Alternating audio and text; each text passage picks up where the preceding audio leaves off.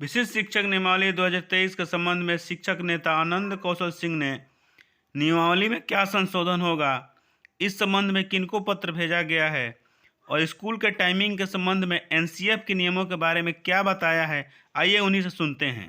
किया गया है संशोधन जिन बिंदुओं पर होना उसको स्पष्ट रूप से रेखांकित कर दिया गया है। सबसे पहला बात है कि जो हमारा मांग था इस नियमावली को राज्यकर्मी के दर्जा के साथ जो प्रमुख मांग था वह ऐच्छिक स्थानांतरण, उसमें कोई समझौता नहीं होगा। माननीय मुख्यमंत्री जी से हम लोग विभिन्न माध्यम से रिटर्न में मौखिक रूप से यह बात कह चुके हैं। अब माननीय मुख्यमंत्री जी से लगातार प्रयास किया जा रहा है कि समय दें, बात करेंगे, उनको समझाएंगे। अब बात सुनेंगे नहीं तो समझ में नहीं आएगा। हम कुछ बोलेंगे, पदाधिकारी उनको कुछ और बताएगा, ऐसे थोड़े चलता है।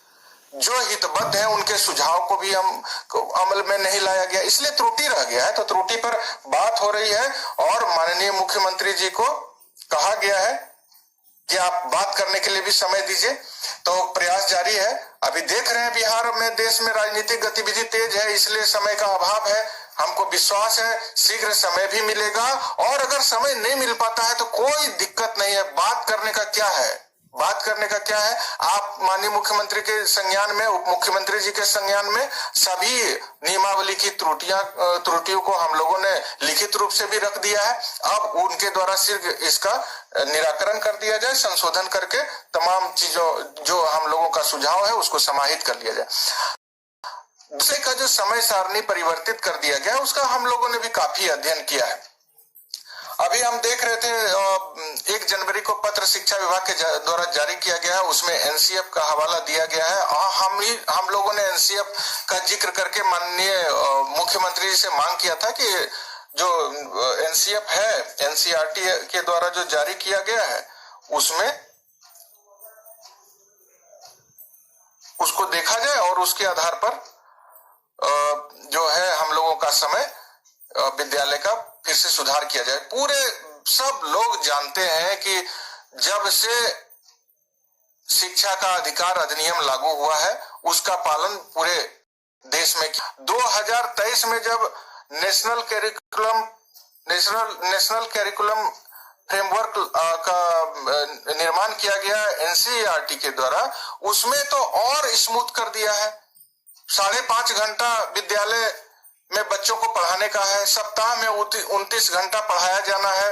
अब इस पर तो अध्ययन करने का चीज है ना। एक मॉडल टाइम टेबल जो है एनसीएफ के द्वारा पूरे देश के लिए रख दिया गया है और सभी देश में, सभी राज्य में उसका पालन भी किया जा रहा है।